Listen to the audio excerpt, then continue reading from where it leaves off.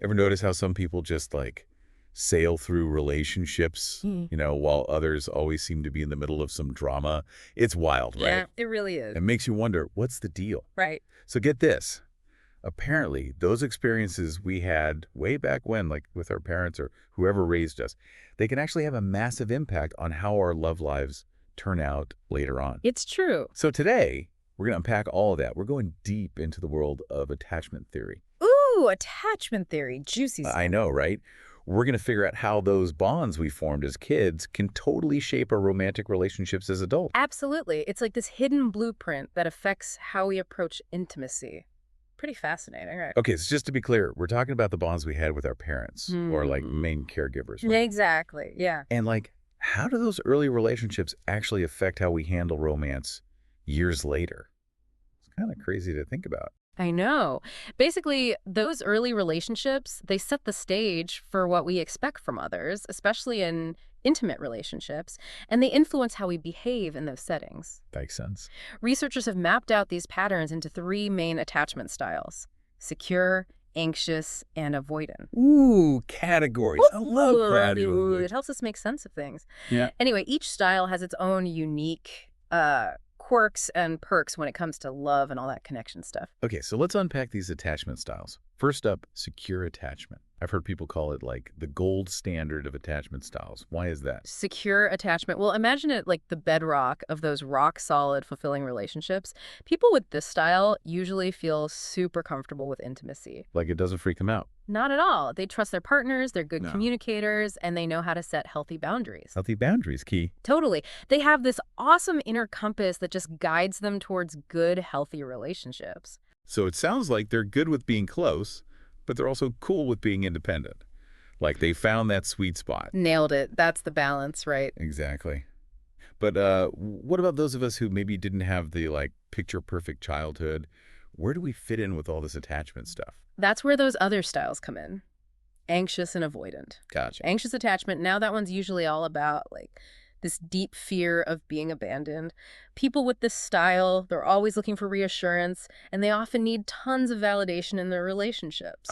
So like that do you still love me kind of thing, but on overdrive. Pretty much. But like, all jokes aside, there's a reason for that constant need for reassurance. Imagine feeling like everything's unstable, like the ground is shaky beneath you. Wait, that's heavy. Yeah. It's kind of like that for someone with an anxious attachment style. Because of their past experiences, they might believe that love is unreliable. So they're always searching for proof that their partner is really there for them, you know? I get it. Proof that they're not going to disappear. Right. But this can create some issues like clinginess, jealousy, and they might overthink every little thing in the relationship. Oh man, that sounds exhausting. And kind of heartbreaking too. It can be, for sure. So on the flip side, we've got avoidant attachment. What's up with that style? Well, people with an avoidant attachment style, they're all about their independence, like to the max. So much so that they might actually push people away. Seriously? Yep. It's not that they don't crave connection. It's more like they learned early on that getting too close can lead to, well, pain. Heartbreak. Exactly. So they build these walls to like protect themselves, Mhm. even if it means missing out on real intimacy. Sadly, yeah. They might have trouble opening up emotionally, and they might retreat when things start to feel too intense. They run for the hills. Kind of. They may even avoid commitment entirely. It's like they're wired to keep their distance, even if it ends up making them feel lonely. Wow, this is heavy stuff. Makes total sense why relationships can be such a tangled mess. Right. We're all walking around with these invisible blueprints from our childhood, and they're affecting how we interact with people we, want to be close to. It's kind of mind-blowing. It is. So how does all this actually play out in romantic relationships? Can you give us some real-life examples of how these attachment styles show up? Oh, absolutely. Imagine dating someone who has an avoidant attachment style. It can be super frustrating because they're so emotionally distant. Every time you try to get closer, bam, they pull back. The classic push and pull. Yep. Or let's say you're dating someone with an anxious attachment style.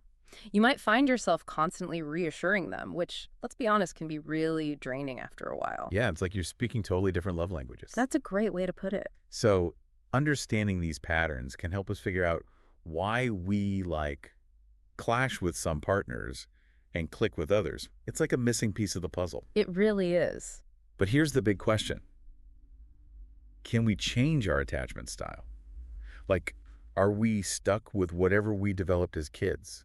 That's the awesome thing. Our attachment styles aren't set in stone. Phew, that's a relief. Right. Research actually shows that while our early years set the foundation, we can absolutely shift towards more secure patterns. So there's hope. Big time. Therapy can be super helpful, but also self-awareness and just making a conscious effort to change can make a world of difference. It's like we can rewire our brains to create healthier relationships. That's pretty empowering. It is. Knowing that our past doesn't have to control our future love lives is a game changer. I'm with you on that. This has been so insightful. I'm already thinking back on past relationships and wondering, what was my attachment style in that situation? Well, you know, right? It really makes you reflect. It's a total game changer. This whole deep dive has been incredible. Thanks for sharing all your wisdom with us. You got it. So, knowing what we now know about these attachment styles, what advice would you give our listeners? How can they use this knowledge to create better relationships? Well, for starters, just being aware of these patterns is huge. It allows us to approach our relationships with more empathy and understanding, which is always a good thing, right? Absolutely. Yeah. Maybe this will inspire our listeners to, dig a little deeper and figure out their own attachment style. That's the goal. And hopefully they can use that knowledge to build stronger, healthier connections. Seriously, this information has been so valuable. Thanks again for being here. It's been a pleasure. And remember, everyone, knowledge is power, especially when it comes to matters of the heart. Couldn't have said it better myself. So until next time, happy attaching. Yes, happy attaching.